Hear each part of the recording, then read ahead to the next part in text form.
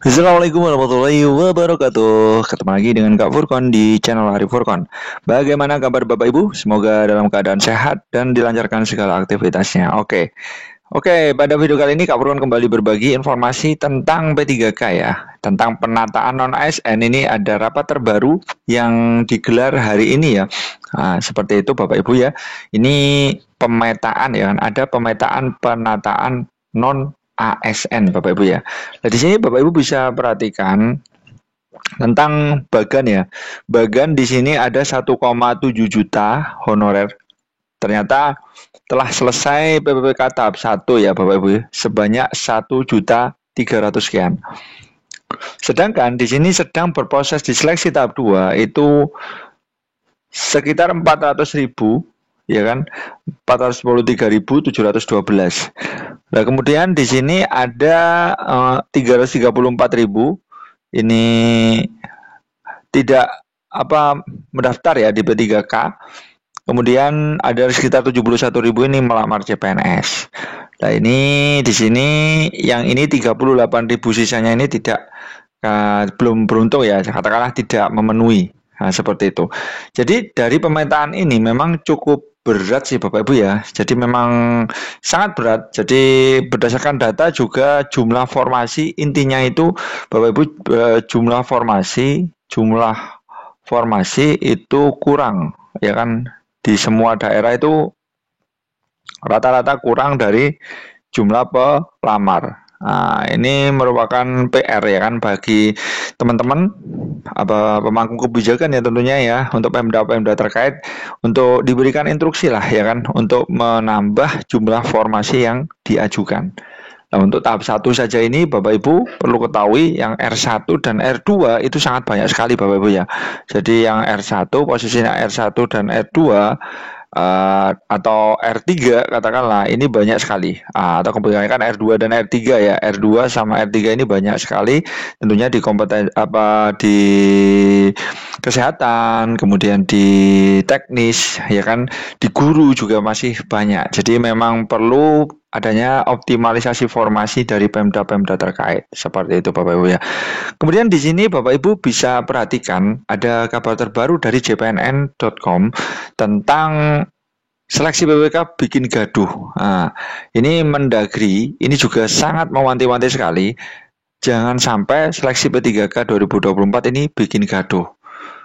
jpnn.com perlu Bapak Ibu ketahui bahwa Menteri Dalam Negeri ya atau Mendagri Muhammad Tito Karnavian ini menggelar rapat koordinasi tentang penataan tenaga non ASN yang itu tadi Bapak Ibu ya, honorer di instansi pemerintah daerah. Kaitannya adalah optimalisasi seleksi PPPK tahap 2. Nah, tentunya Bapak Ibu perlu ketahui tadi 1,7 juta ya. Berarti ada kurang banyak ya kan, kalau formasi kita berbicara formasi itu kurang sangat banyak sekali. Sehingga nanti perlu dioptimalisasi ya formasinya dari Pemda-Pemda terkait. Seperti itu. Nah, di sini Bapak Ibu bisa perhatikan bahwa rakor yang dilakukan secara virtual dari kantor pusat Kemendagri Jakarta ya kan hari ini ya Bapak Ibu ya, dihadiri langsung oleh Menpan RB Ibu Rini Widiantini ya, dan Kepala BKN Bapak Yudan Arif Fakullah. Nah, di sini kegiatan ini diikuti secara virtual juga oleh jajaran kepala daerah itu pun yang mewakili. Nah, semoga dari pertemuan ini ada solusi ya untuk teman-teman yang belum mendapatkan formasi supaya disediakan formasinya ya kan, supaya diangkat menjadi ASN PPPK tentunya Bapak Ibu ya. Nah, di sini Bapak Ibu bisa perhatikan bahwa dalam kesempatan tersebut Bapak Tito Karnavian itu meminta nih kepada pemerintah daerah memanfaatkan seleksi PPPK tahap 2 sebagai upaya untuk menyelesaikan penataan tenaga non ASN atau honorer di daerah. Bahkan diketahui BKN selaku Ketua Panselnas itu memperpanjang masa pendaftaran P3K tahap 2 hingga 15 Januari untuk mengoptimalkan jumlah pendaftar. Seperti itu Bapak Ibu ya. Jadi teman-teman untuk yang belum mendaftar silakan dilengkapi berkas-berkasnya supaya bisa mendaftar sebelum tanggal 15 Januari 2025. Rapat ini juga menjadi wake up call bagi teman-teman semua karena waktunya tahap 2 sampai 15 Januari 2025 kata Bapak Tito Karnavian.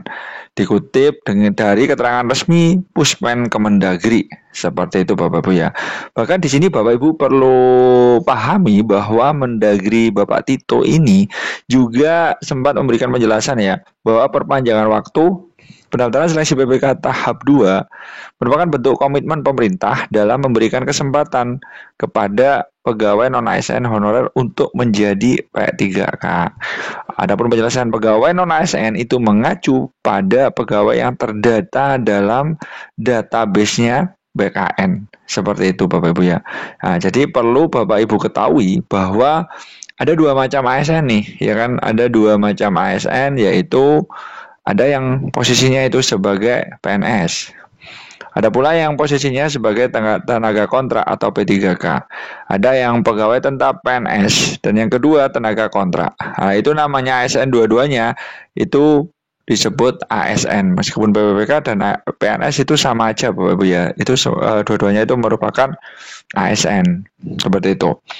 Dan dengan demikian lanjut Mendagri, pegawai non-ASN yang mengikuti seleksi PPPK akan mendapatkan status yang lebih jelas. Nah, tentunya meskipun di sini memang kadang-kadang ada, karena jumlahnya terlalu banyak, maka akan ada PPPK paruh waktu, tapi ini juga belum pasti Bapak Ibu ya, karena sampai saat ini itu belum keluar ya regulasi resmi dari P3K paruh waktu. Tapi teman-teman semoga diberikan kesabaran ya untuk menunggu regulasi ini. Khususnya teman-teman R2 dan R3 yang tidak kebagian formasi.